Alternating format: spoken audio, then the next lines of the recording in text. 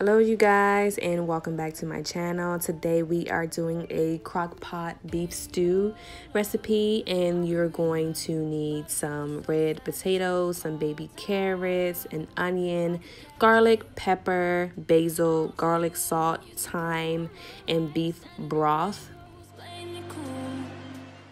This is the crock pot that I'm using. I do believe it is 3 quarts. I believe, I'm not exactly sure, but yeah, so this is what I'm using.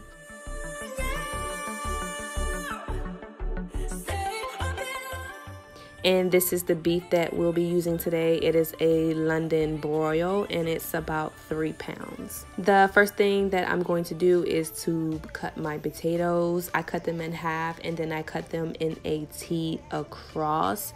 I'll show you again. So T, just make a T, and that's how big I want my potatoes for my stew. So I'm gonna go ahead and finish up. I cut about 3 potatoes, and then I'm going to put them in a bowl, rinse them off, and put them to the side.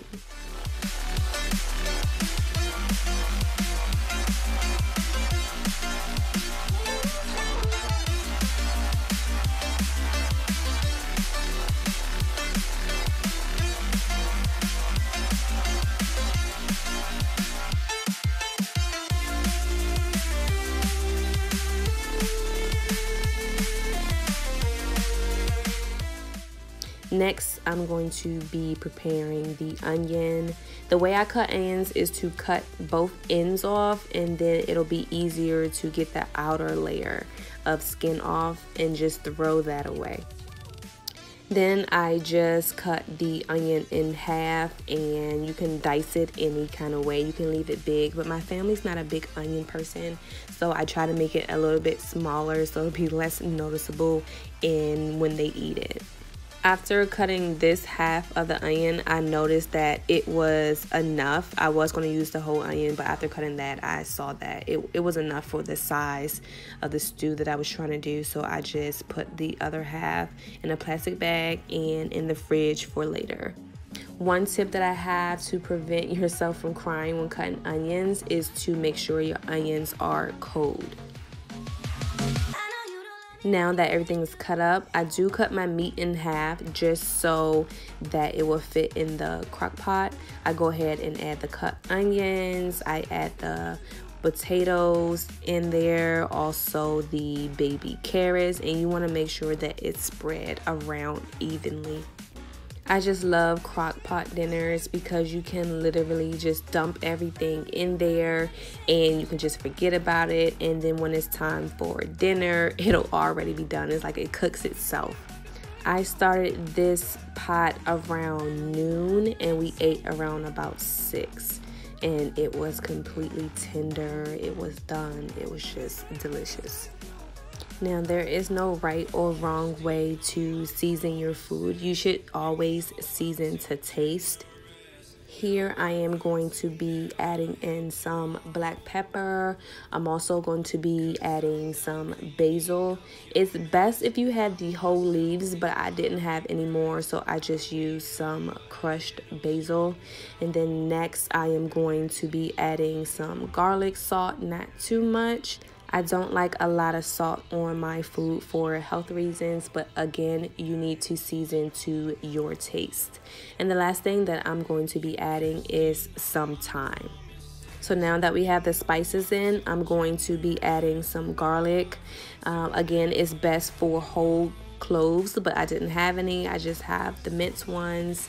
And now I'm going to be adding about 3 cups of beef broth.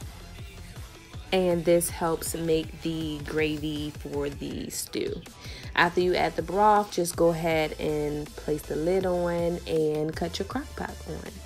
So now my crock pot has been on for several hours, so I just need to go ahead and finish up the rest of dinner.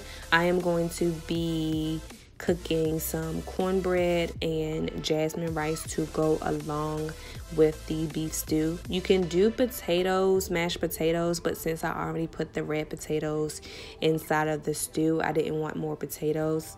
but that is completely up to you. I am using 2 boxes of the Jiffy cornbread and just making that according to the instructions that's on the box. So for 2 boxes, you need 2 eggs and 2/3 cup of milk. We don't use whole milk. I use 2% milk, but you can use whatever kind of milk that you would like.